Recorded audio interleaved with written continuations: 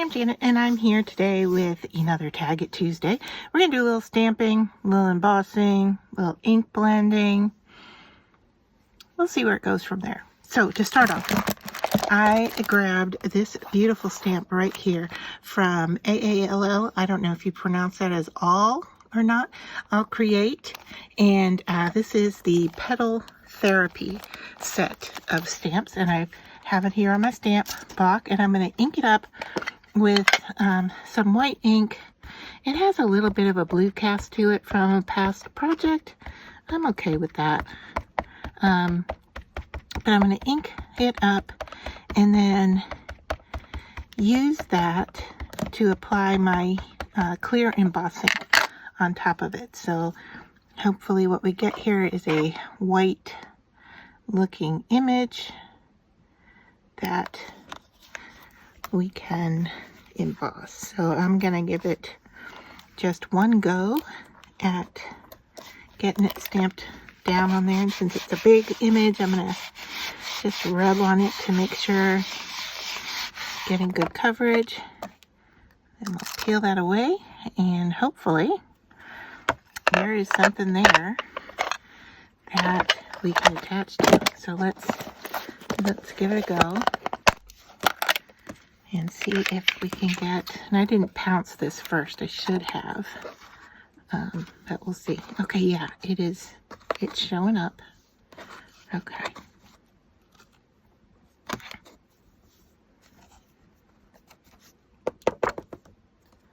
I probably should have used one of those little pouncer, powder pouncers to kind of get the area that I'm not putting embossing powder on. Lesson learned, right? All right, so now I'm going to grab my tweezer here so that we can heat it from both sides. I'm going to bring in my heat tool. This is the Ranger heat tool. Any heat tool works. I like this one when I'm doing videos because it's not quite as loud as some of the others.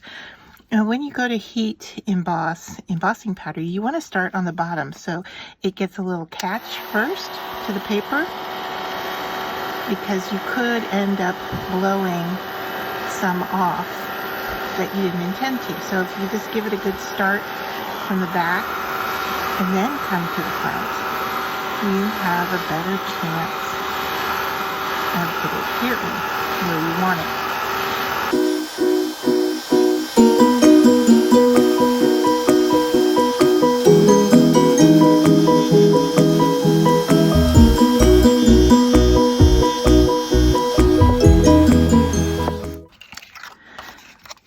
So I don't know if you can see it if I move it a little bit, but it's white on white. Maybe you'll get a little bit of the glare there.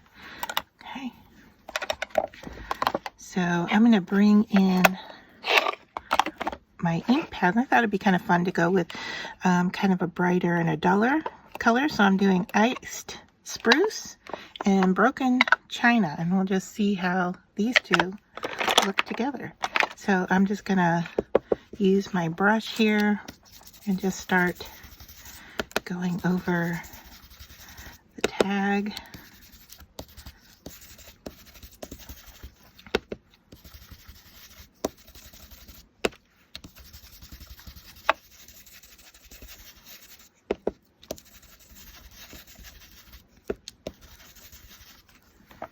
And I'm going to go with my green.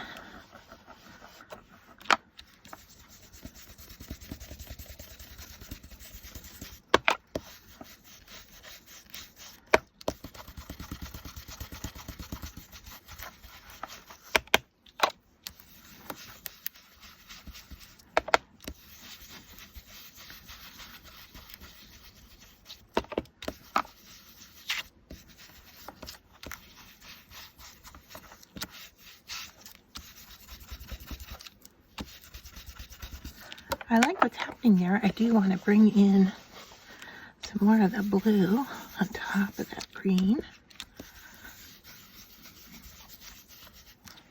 Now the nice thing about distressed oxide is that it doesn't get muddied when you layer it together. All right, so this is where we're at so far. I'm going to set these off to the side in just a second. I'm going to darken up some of these green edges. Okay, I think we're good. And then I'm grabbing my cloth here, and I'm going to do a spritz of water. I have a couple different water bottles. I'm just looking here to see which is which and where I have them. All right, I'll just go with this one since it's right here in front of me. I was looking to see the one that was a little bit more of a mister than this. I don't see it. All right, so we'll go with this. We're just gonna spray and let those dots do something. And then I'm gonna bring this in and kind of pick them up. Because water will change the way that distress oxide looks, we may need to do a little more here. Let's go in a little heavier. And maybe since I'm blending and not really putting a thick coat on there, I'm not getting as much activation as I would like. And that was a huge amount of water on that side there. All right. So now we're fairly damp, but this is what we look like so far. And I like what's happening. I would like to see more speckling happening, so we might bring in some white and see if we can do something with that. But first, I'm going to need to dry it again.